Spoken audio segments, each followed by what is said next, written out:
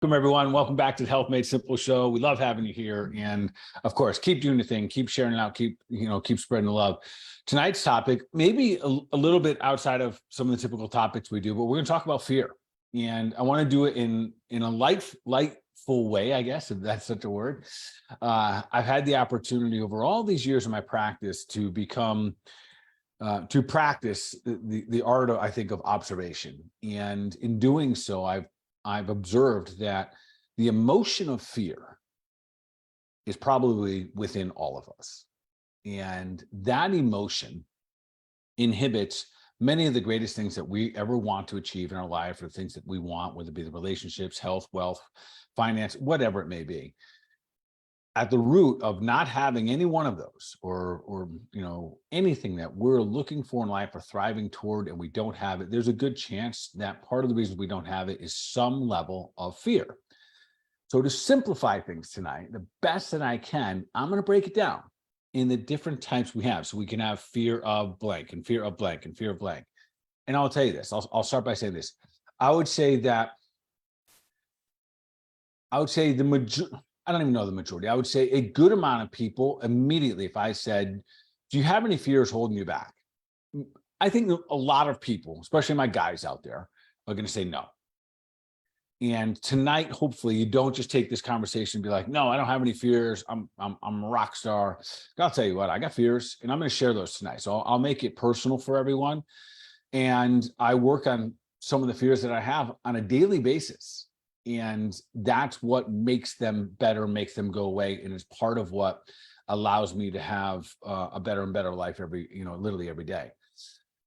What I also want to help uncover is the fact that there might be some hidden fears that we don't know about. And by observing them or acknowledging them, it doesn't give them power. It actually starts to take that power away. So we have a whole bunch.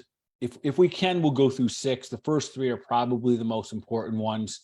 There's no magical list here, folks. This is kind of my list. I probably got it from somewhere else or something like that. And I'm just going to fine tune this the best that I can for you. And then I'll say this: you tackle your fears and you learn how to acknowledge them and where they're inhibiting and slowing you down in your life, and everything changes. Everything changes. Yeah. So yeah. We'll dive deep into that in just a moment. But I do have a couple clinical insights. Perfect, Bart. I know you were in office today, so let's see what clinical insights you got. So there's 2 interesting ones, and one of them actually involves me, which is kind of funny, kind of weird at the same time. So 2 times today, and it took the second time for me to have an aha moment. So 2 times today, I had someone come in and say, it was when they got done their adjustment, and they're like, man, I can't believe I put this off this long. In both times, this is just kind of everything aligning properly. Both of them individuals got a massage sometime in the last week, like I did on Saturday, and they got an adjustment this week, like I did on Monday. And all 3 of us, with in separate conversations, kind of scratching our heads, saying, "Why did I wait so long? For what reason do I walk around uncomfortable when I know so for me, I know that if I get my massage and I get my adjustments, I'm a rock star. Like, I'm good. And I also know that I need those to do all the darn things I'm asking my body to do." So the clinical insight is really, listen, folks, many of you out there know what you can do to make your body feel better. Just do it.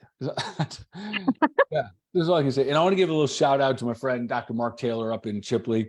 Immediately when I leave his office, I send him a text. And I say to him, "Brother, feeling amazing. Thank you once again." And the thing is, we're chiropractors. We know the feeling happened. And of course, sends him back, "Thank you." And usually I'm also adjusting him. This particular week we didn't, because we got caught up in conversations and I made him really late in his office. But anyways, that idea right there is, if you're listening to this and you're uncomfortable for some reason, but you also know the things that sometimes you got to go explore. But if you know there's things that make you feel better, maybe it's a yoga class, maybe it's getting back to your meditation, maybe it's a Reiki session, whatever that thing is for you, make sure you're doing it. Do not suffer needlessly like I had been doing myself. And I was coming up with excuses. because we're traveling back and forth to their farm and I'm blah, blah, blah, blah, blah, right? That I couldn't get my massages or my adjustments. So immediately it was a response. So this week, I feel as good as I have in a long time. What's the difference? And granted, I'm doing some other things, but I also got my massage and my adjustment, and I'm clean living. So all of that makes sense, right? So do some clean living, eat some real good clean foods. Happen to be in, an elimination diet. I'm doing carnivore right now. It's fantastic. So that was my first clinical insight. The second one I thought I would share as well. So the gentleman that comes into my office, who's a fantastic human being, dad, entrepreneur, et cetera, has the stressors of life and probably some other things that carries along along the road with him or along for the ride. And so many of the mountains seem so big for him that he has a hard time starting on anything when it comes to trying to get healthier. And I know that's true for a lot of people because I'm in healthcare. I see people that are kind of stagnated and they don't take the actions. Anyways, he came up with it on his own. I might have made a suggestion, but for the most part, he came up on his own that he was going to commit to just walking. He didn't even put a number on it. And then eventually he put a number. He committed to walking. He started walking. I will tell you what, the man's different. And I could, in many levels. And the biggest thing was I can see already that there's change in his demeanor, his eye contact, the level of anxiousness he's carrying. Is he cured from everything? No. But he has taken the first step, which is always the hardest. Gaining momentum is the hardest part. So he has momentum now. So don't discount sometimes how simple it might be. It might be for your health that you just start drinking water first thing in the morning. It might be that you commit to taking a walk every day, 10 minutes outside, 3 minutes of meditation. Do not discount the small things because that's where the momentum starts. So that's my share. That's so beautiful, Bart. You know, I'm a huge fan of like, if you commit to one thing, lots of other things seem to be a lot easier. It's like this magic thing. And so I think at the start of health journeys, we feel like we have to commit to everything. And truly, like the one piece aligns all the others.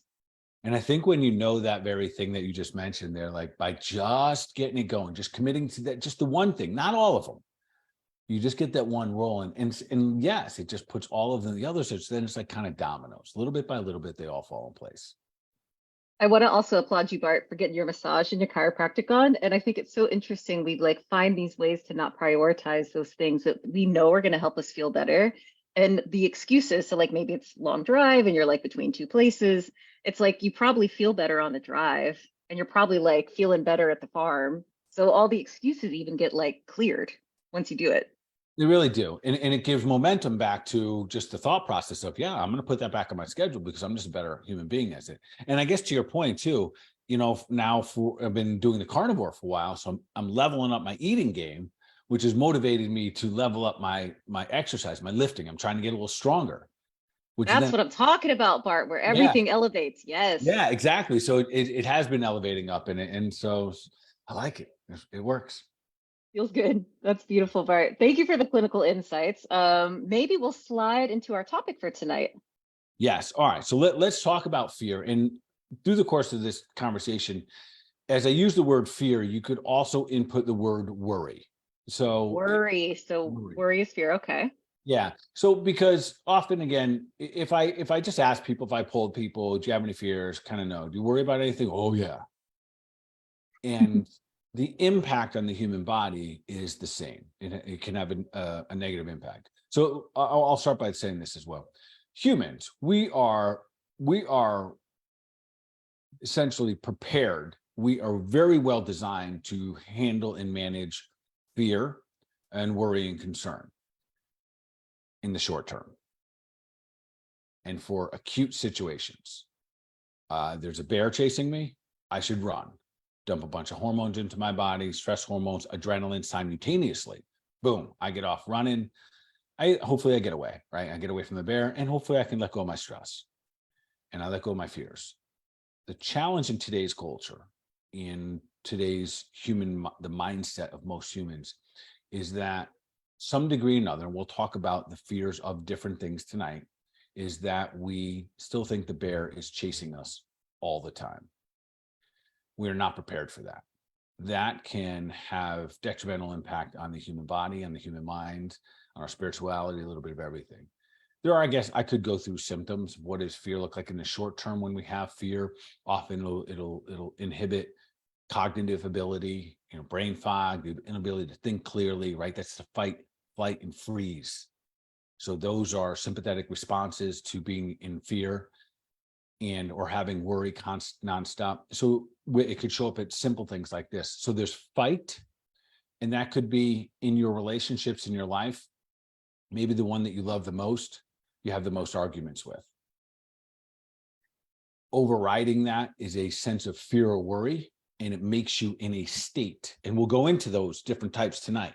So if you have some of these emotions, like you're arguing with the person you love the most, that you've committed your life to, maybe it's your spouse, maybe it's your children, whatever, and yet you find yourself always in discourse with them, it's because there is a fear or a worry. There's a bear chasing you all the time, but not really, but you're acting as if there is. And so what happens is we get into fight. Now, for some people, it's the opposite. There's fight and there's flight. It might just avoid. And I'm going to talk about relationships for a moment because I see a lot of this in my practice. I'm able to observe this in people and their relationships with other people. And that observation may look like we just avoid conversations. And there's a bear chasing you and you're avoiding the topic. You're avoiding running away. You're just kind of not dealing with what you need to deal with. And we'll get into those as well and how those show up. And then there's another one, there's freeze. And so there's fight, flight, and freeze. And in the freeze, what happens is an emotion or a trait that might show up is you can't make a decision. And these are real. So let's just take it out of the relationship for a second, and you just can't make decisions. And this is stemmed upon having fear of making the wrong decision.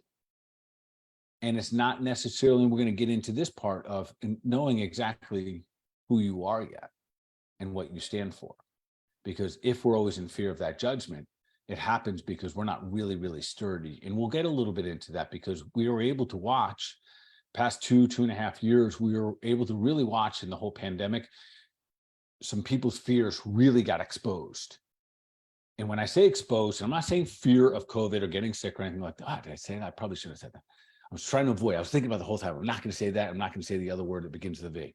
Anyways, these shows keep on getting canceled. So I'm trying to keep them getting. We're here right now. Let's whatever.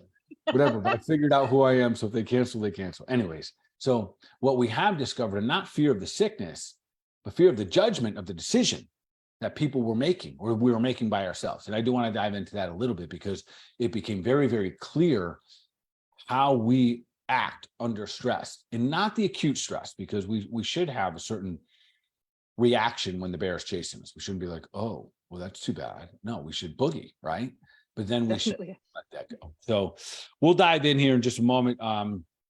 And again, insert anything. If people have questions along the line, just holler out. There's no formality to this other than I want to kind of go through a couple different ones. So the first one I want to start with is, and these might seem a little bit all over the board, but they are, but nonetheless. And the first one is fear of poverty.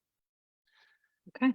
I don't know that we use that word that much, but I'll just say fear of finances, fear of not having enough in general. So I'm going to get real personal right to start this conversation off. So I didn't grow up with a lot of resources in my life, had plenty of love in my life, and yet resources financially, my parents didn't have much. So I constantly was able to witness and observe what happened when we didn't have enough resources. It was stressful in the house. Everyone was on edge. We had limitations. It was oftentimes it felt like we're less worthy because we had less, so we couldn't do much. And I remember that emotion very, very clear. I learned that emotion. I didn't know it. I had to kind of pick it up. And I do give my parents a lot of credit for it. I think they shielded us from it immensely. I think they intentionally tried to hide it, but I don't think they could fully hide it because sometimes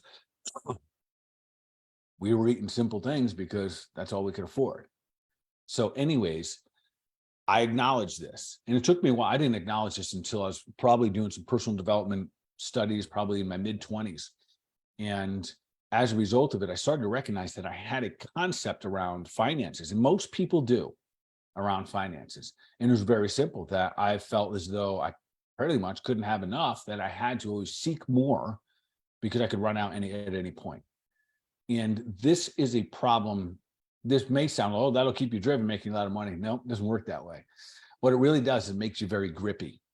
And this is a common theme. That word is the word I'm going to use through many of our fears, is we become grippy.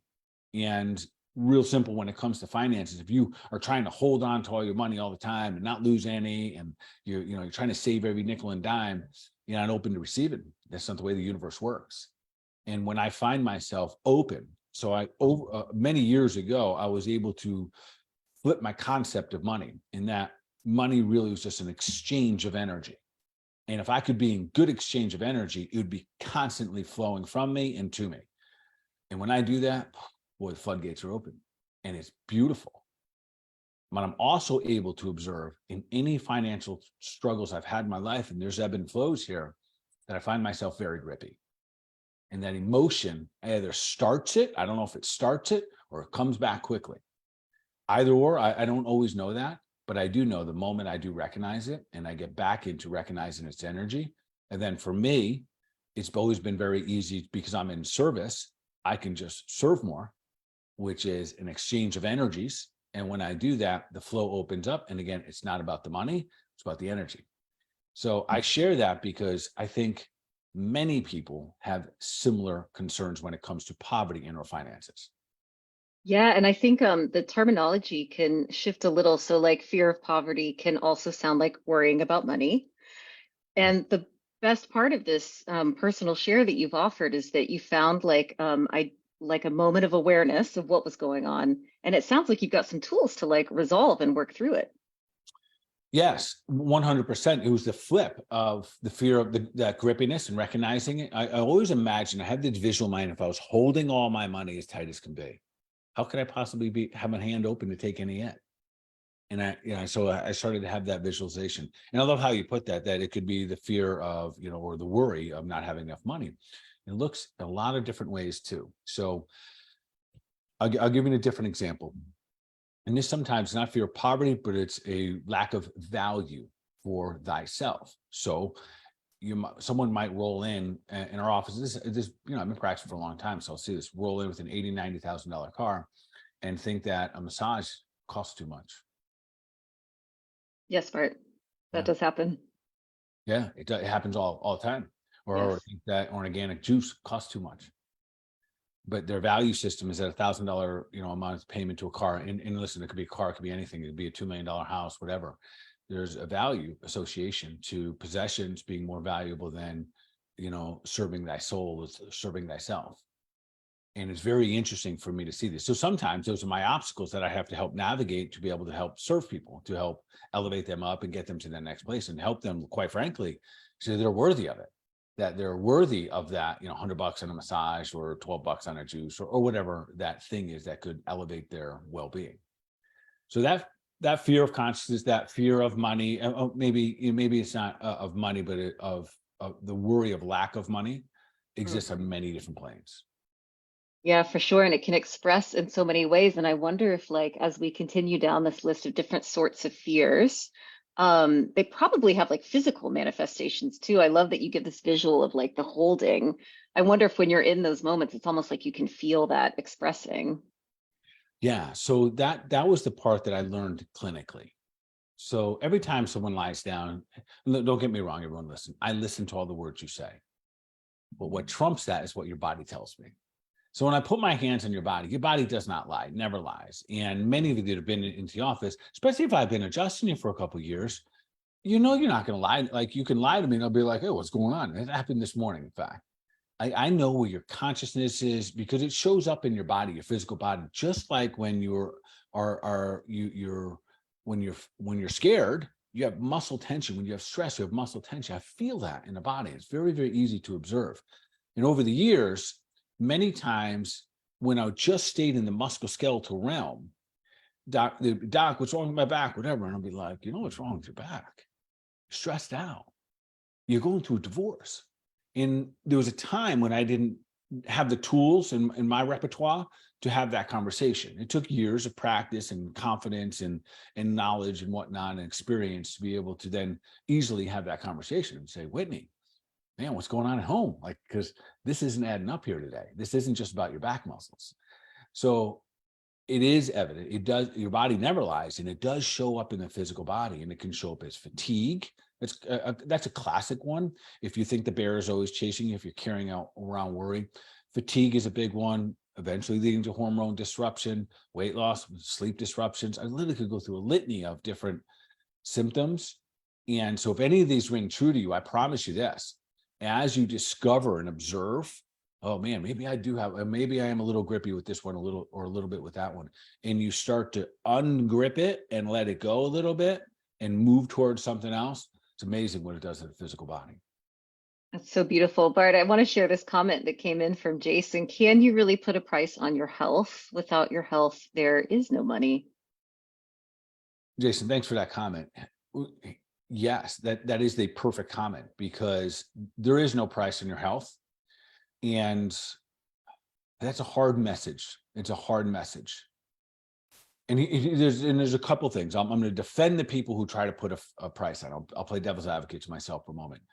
There's other people out there luring us with, no, don't spend money on this. This will be someone else's responsibility. This will be your insurance company's responsibility. This will be the magic pills responsibility. So don't go the hard route.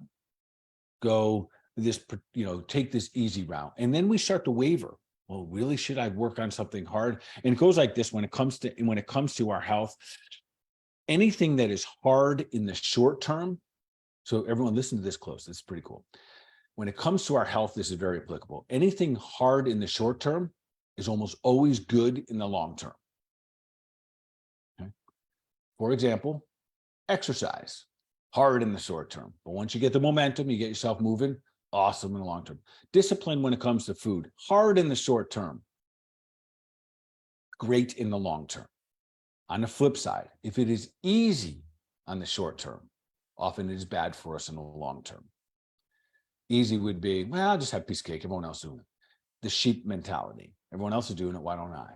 I don't have to go against the grain here. That would be difficult. That would mean that I might have to take some punches, right? I might have to take some criticism. I might have to take some judgment, which are going to go into those, no doubt. Yet, so is there a price? No, but are people lured away from the short-term hard work that might have to happen? We certainly are getting lured on a regular basis. All right, that's a really strong share. Hard in the short term. Got it. Okay. Hard in the short term, it's always good for the long term. Easy in the short term, most likely bad for the long term. Received. And we're worth that, right? That's the value and the worth of like the hard work. We're worth the hard work. Amen. We're worth the hard work. All right. We'll slide. We'll go into the next one. The next one I think is one of the more significant ones. I might even say this might be the most common one that everyone has without even recognizing, and that is the fear of judgment and fear of criticism. That's it's a big one in our world today, isn't it? It can inform so many of the decisions that we make based on like what other people might think about it.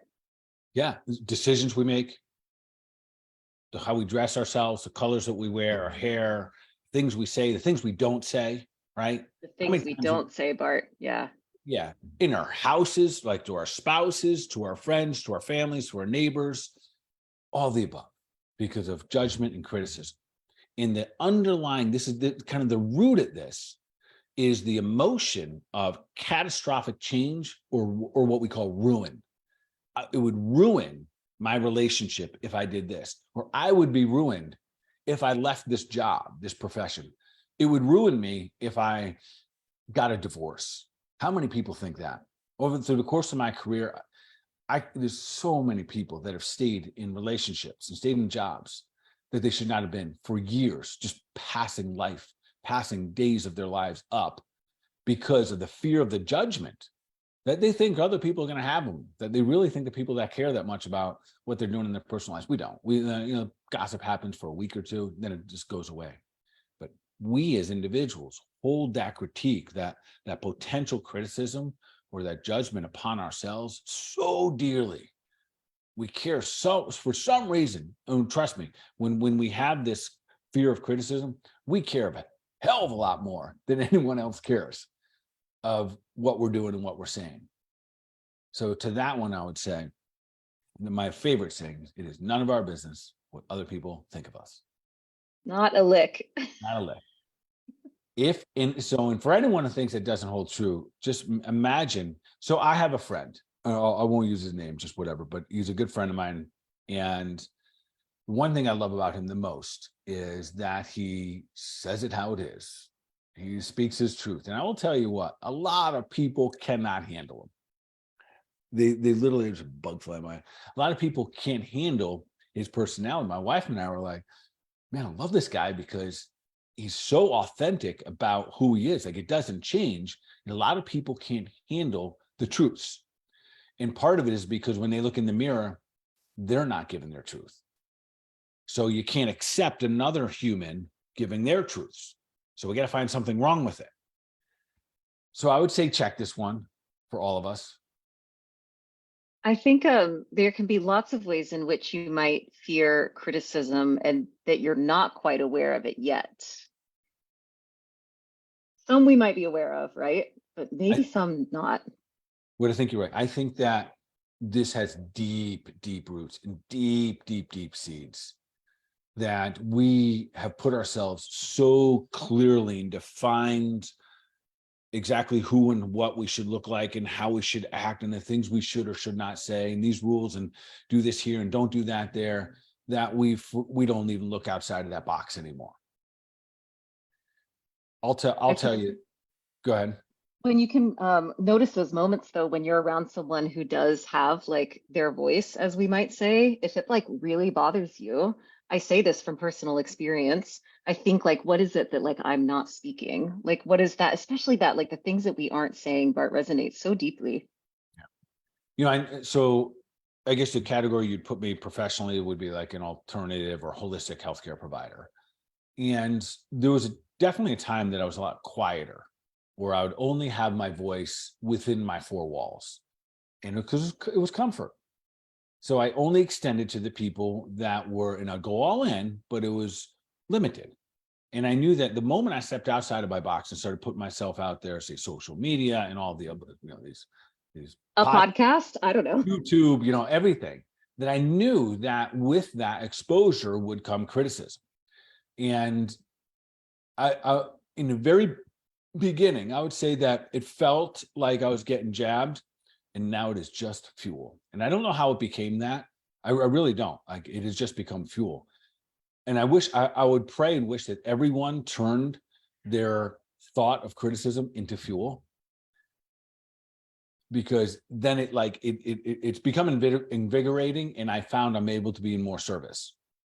Yeah, so it doesn't come from a place of like rejecting. It's like literally you're just focusing on the service itself. So just by practicing, it builds. Yes.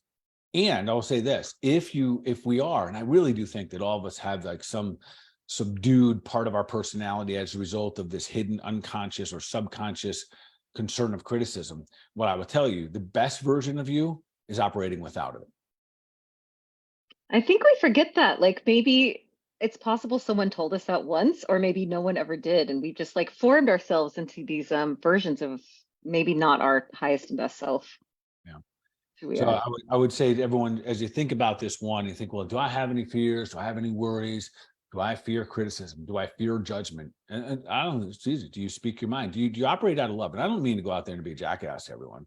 I mean, like, are you willing and capable of being kind on a regular basis, to share your thoughts, to be emotional, to do the things that maybe as a guy, maybe you're willing to cry here and there. I don't know, right? To do the things that you do them naturally behind closed doors. Maybe it means to be angry sometimes, or whatever it may be.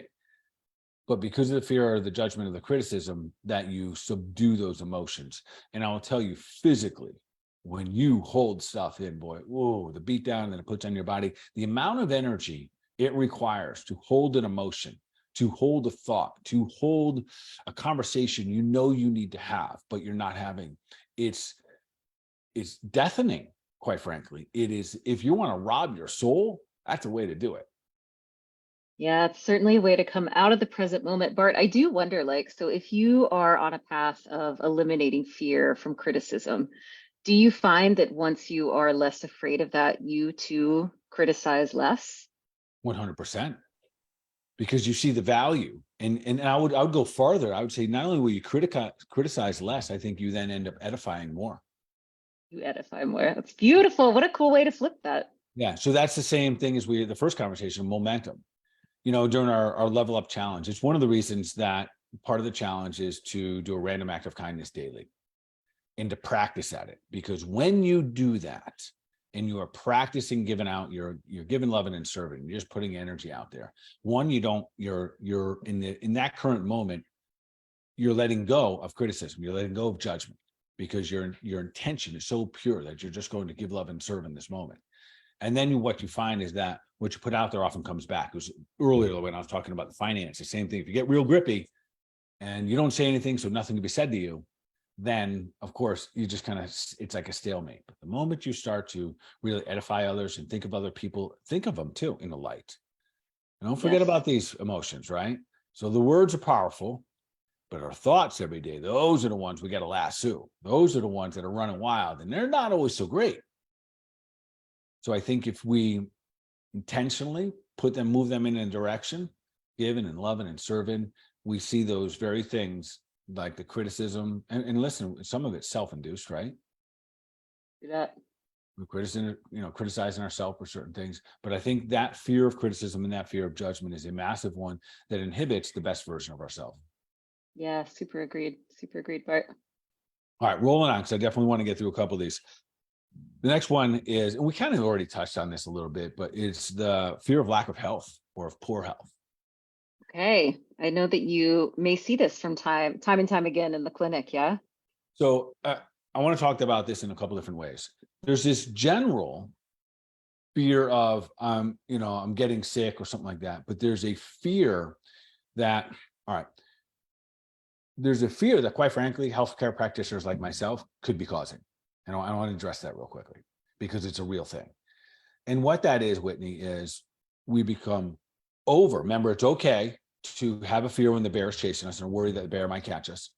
But when the bear goes away, we should come back down. So as a healthcare practitioner, especially like an alternative or a holistic healthcare practitioner, often we are the ones that are trying to bring light to the fact that there are some things out there that aren't so good for us. And as a result of it, we can overpile. We can make a huge pile of things. We can talk about forever chemicals. We can talk about oxalates in spinach. We can talk about chemicals in clothing. We can talk about fluoride in water. We can talk about a lot of things, gluten and alcohol, and so many different things that unfortunately can become a little overbearing. So we're worried. The individual can start to worry about all of those things. So they have a constant state of worry about their health, although they may be the most health conscious, health action taking people there are. Yeah, there's like the conscious health, and then there's like the worrying about the health. Yes. So for those peeps out there, you know who you are. I'm going to encourage you to exhale, right? And what I mean by that is this: no one piece of cake is going to kill you. Not even going to make you sick. You Say have that again, Bart. Just no one repeat piece that. of cake. No one piece of cake is going to kill you, right? Not even going to make you sick. Think of your habits. It's really when we think about health teachings and the things that we do here in Health Made Simple Show, most of the time, really, we're just talking about lifestyle and habits. Occasionally, we got to really fine tune and eliminate and remove all the bad guys so we have an opportunity to rehabilitate ourselves.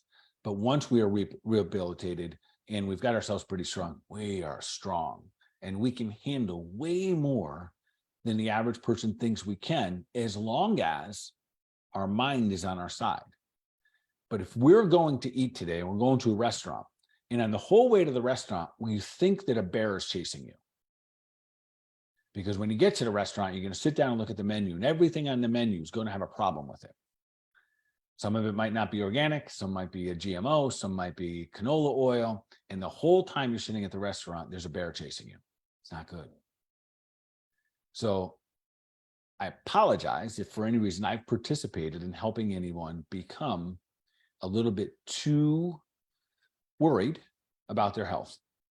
And what I would say to you, I love the fact that anyone is paying that closer attention to their health. Beautiful, right? Set your standards, set your disciplines, and then also know the bear's not always chasing you. Do your good things. There's going to be a time here and there when the bear's chasing you. Get up, run like hell, and then sit back down and enjoy the moment. Yeah, speaking to the present moment, Bart, this idea of the bear chasing us is it's so visceral because that's when I think maybe fear can be a good thing, right? So we can react quickly. But anytime the bear is chasing us when it's actually not, whatever is happening, we aren't there. We're with the bear. Yes. Yes. That's point. So years ago, I read this book. I don't remember the author. Anyways, the name of the book, pretty cool. It's called Why Zebras Don't Get Stomach Ulcers. Never heard of it. Okay. Pretty good. In fact, I think they're on a third edition. The book came out in the early 90s. I think I got exposed to it in the 2000s. So I don't know if maybe it was a second edition or something like that. Anyways, I'm going to sum up the whole book for you. If the authors happen by chance to listen to me, don't shoot me for doing this, but I'm going to summarize my version of what I took away from this. So one of the things about a zebra is, so a biologist like from California, maybe like Stanford University or something like that, studied zebras. And very fascinating about zebras, they were chased by lions. Okay, so maybe not a bear, but they were chased by lions. And they chased all the zebras around and they would catch one. And all the zebras, so they're all in fight or flight. Boom, they dump their chemicals, their hormones into the body, their version of cortisol, and they go booking around. And chemicals stream through their muscles, and they're just big muscling machines, and they'd run away. And unfortunately, sometimes one of them would get caught. And then the lion would catch it, and it would kill it. I know this is kind of graphic. And then it would start to eat it. And then the zebras would go right back to chewing grass 15 feet away. 15 feet away, like nothing ever happened, and no fear, no nothing. And what they discovered was that elephants, when they had fear, turned it on, and when when the fear was not imminent, they shut it off. And that is the difference between most of our emotions. We are emoting too long. We're carrying it forward with us. What happened in the past happened in the past. Leave it there. If that lion gets up and is going to chase you, you got to start running again. You're kicking your hormones. For us to live in that past, especially when it comes to health, and this is so we can learn something, I guess, from everywhere, right? And we learn from zebras that if we can leave things where they are and literally go right back to what we're doing, loving and living on our lives. So that story, if you want to read that book, and it goes a lot deeper into the newest editions, go into even how we develop anxiety and whatnot. And that's the whole thing. Zebra doesn't get anxiety. It's a powerful message, and I know that resonates with so many of us of just like, I don't know, people you've been mad at for a long time, like something that happened some years ago, and that's why you don't talk to them anymore. It's like you're kind of carrying the bear with you, like you're sitting it right here with you at all times. And it's like the release of it. That's a powerful health choice. Yeah, it really is. So, and again, so much of this will come down to, and we'll pull this together as we get near the end here. What do we do? Are there some remedies and tools and whatnot? And what really overcomes fear and worry? And I want to share that in just a minute. So let me wrap up these next. So that was 3, right? So the next one is the fear of loss of love. So this, we can get grippy in this one as well. And this you can think of relationships, of family, of people that we love. You may be in a relationship and we get really grippy again. So I'll use that word. And grippy is not as sexy, it's not a very attractive emotion. So when we have the loss of love, this is very, very primal. Humans were designed, created, and thrive with each other. We thrive in communities. Isolation is very detrimental to our health. So we have this kind of inborn concern, right? Maybe a worry or fear that exists. If we start to see this imminent moment that's going to happen, that we're going to be alone. So recognizing this, and then instead of becoming grippy, maybe choosing to figure out how to be the best version of ourselves. So for example, it might be as simple as like the gentleman who started walking. That's created a better version of himself. And this would be a perfect example. Sometimes the individual might think that they have to fix the whole relationship if that's what the challenge is. And really they don't. They just have to get better. And so maybe like myself and the two other people this morning, you just got to go get your massage and get your adjustment.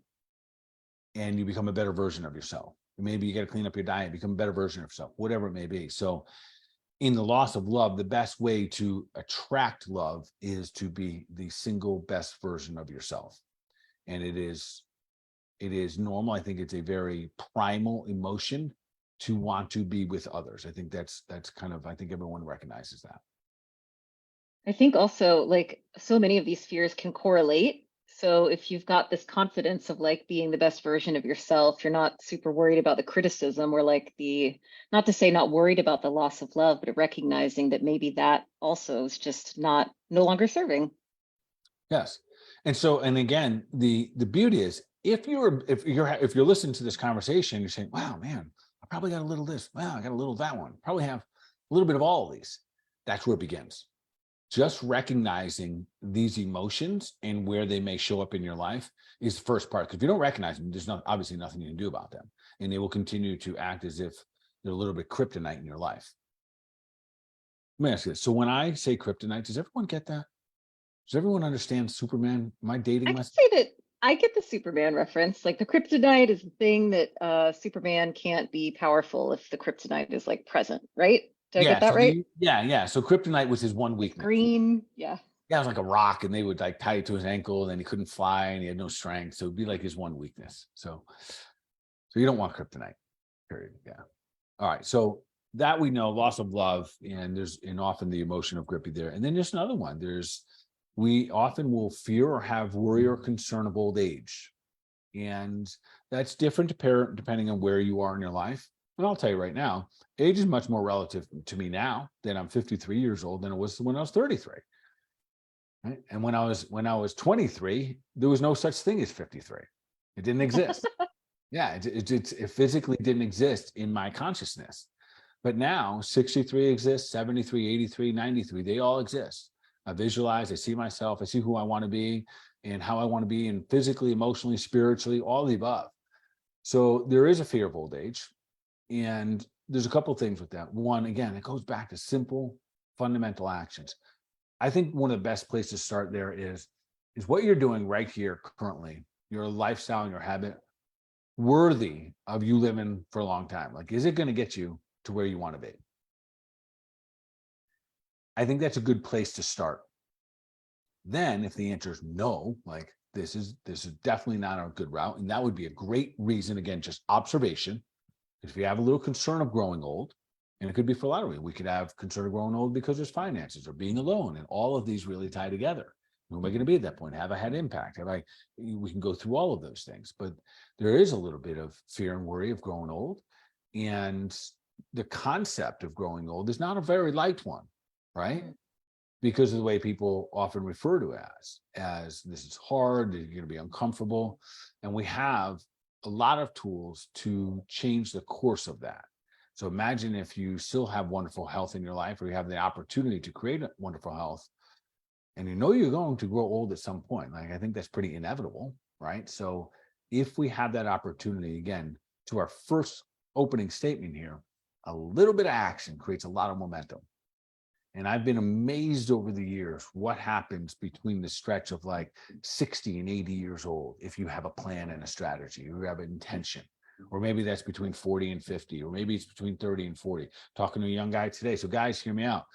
Typically, the guys out there will see their most decline in health between about 37, 38 years old and 45.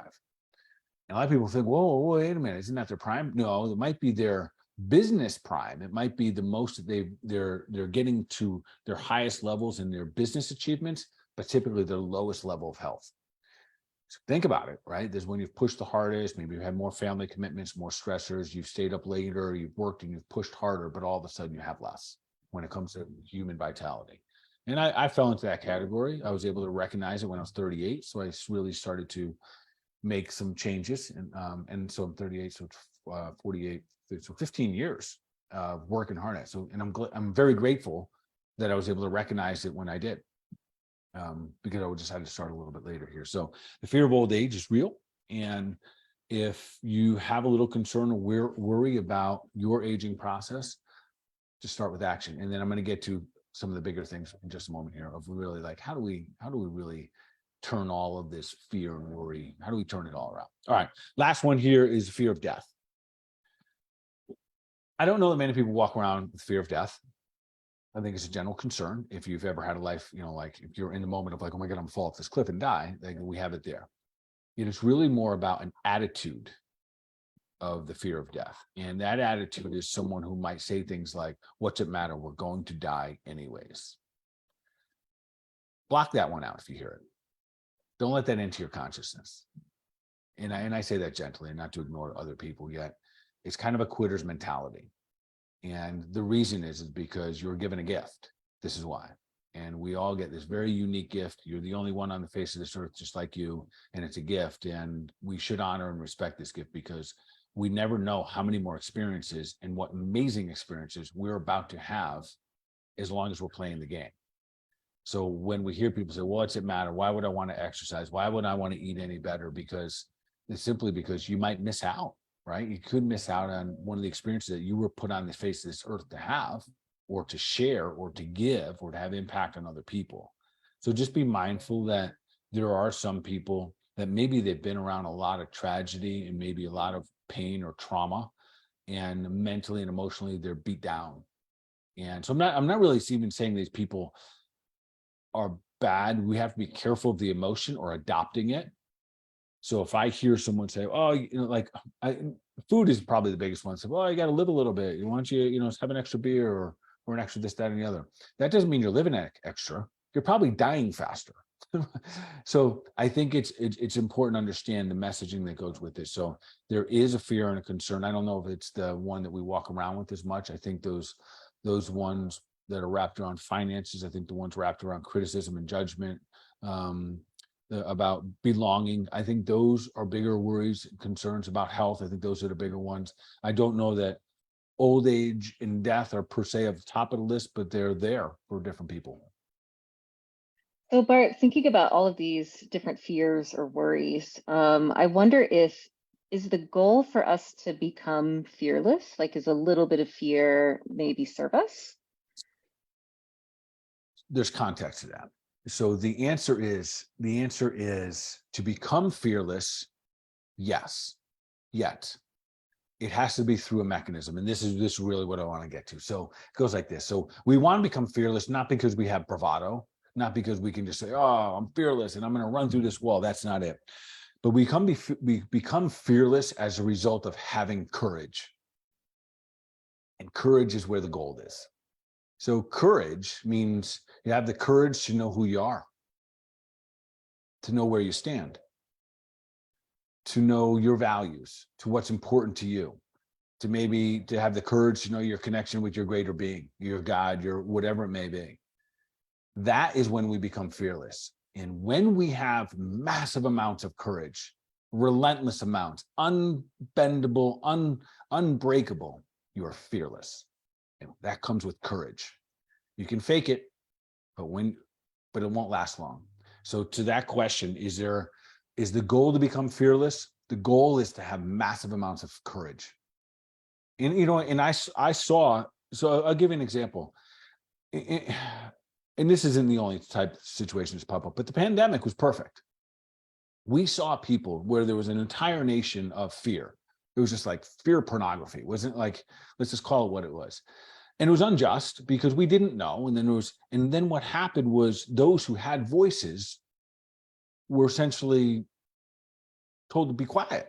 The ones who had courage. So they had to fight so many things, even though the fear was bestowed upon so many people, especially if you spoke up or stood your ground, it was doubled down. You were killing people, you were doing this, you were bad, you were a bad human, there was virtue signaling, all of that. But for those individuals who knew who they were, and this is just an example of courage. I think this was some of the greater examples we've seen in our lifetime in these decades. Those people who decided, I'm going to do this my way. And I know there could be some consequences of relationships, and other consequences of me losing a job or whatever it may be, but you stood your ground because you knew who you were. That is a sign of courage because they had a lot to lose. And so sometimes our courage doesn't always end up awesome because we may have to reorganize relationships and things that we do. But nonetheless, when we use courage as a form of being fearless, I think that's when we find the better versions of ourselves.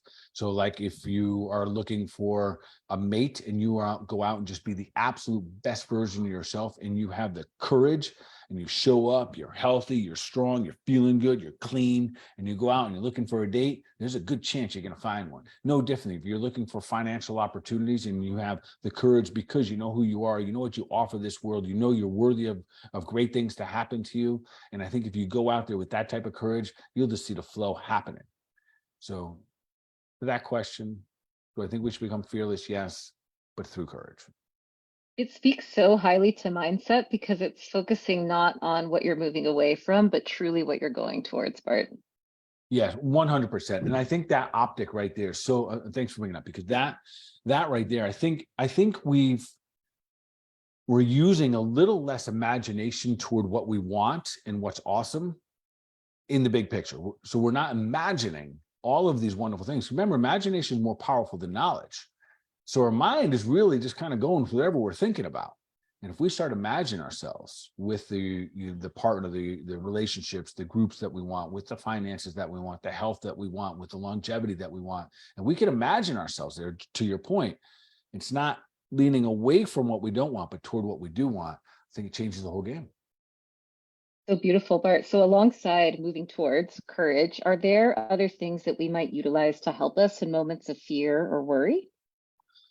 Well, there's definitely things that there are tools, we'll call them. So, since we often talk about different herbs or vitamins. So yes. So remember, if the bear is chasing you, you're going to get run down. And there's two parts that's significantly going to get kind of beat up and burnt out. And listen, if you are a person that worry, don't frown upon it. You're not a lesser version of yourself. You just have this trait. And then where if you make improvements there, you're a better version. You're a better human being. So there's two things I would say. One, absolutely support your endocrine system, which is basically your hormonal system, because your hormones are the ones that are at play mostly. So if I'm keeping this really simple tonight, if you have those fears and worries, those concerns in your life, supporting your adrenal glands and something called your hypothalamus gland, which is the easiest way to do that is using an herb called ashwagandha, and use it daily. And especially if you're going through bigger things, if you might be going through, someone in the family might be sick, you might be opening up a new business, you might be entering a new relationship and you're nervous, whatever it may be. Ashwagandha is a beautiful herb that helps regulate. We have one called ashwagandha forte that helps regulate the hypothalamus gland, which is really the mother of all your hormones. And the other, hands down, no doubt about it, supporting your adrenal system. So the adrenal glands are really what give you your capacity to manage stress. That's the cortisol production, that's testosterone, that's adrenaline. Your adrenal glands are going to produce all these different hormones. And if they get too tired, trouble ensues. That's when we can't run away from the bear. And that's when we get in a lot, or run away from the bear. Yeah, I've been saying bear the whole night. Yeah, bear, lion, Yes, tiger. bear, Lion, tiger. I guess you'd run from them all, right? So if our adrenal system gets burnt out, and I see a lot of people with those, I've seen tremendous amount, and I'll see it. It doesn't mean because you're going through something bad. I support my adrenals every day. In fact, I might have some right here. Nice. I love that stuff.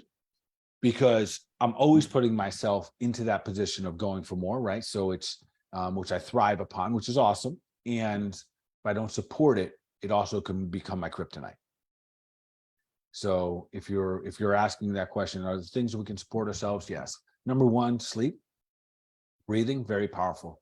The long, slow exhale will shift that state. Earlier in the beginning of this conversation, I talked about the fight, flight, and freeze. I would encourage you this. If you are the argumentative type, before you get into that argument, take a long inhale and do a slow exhale. No words before that exhale.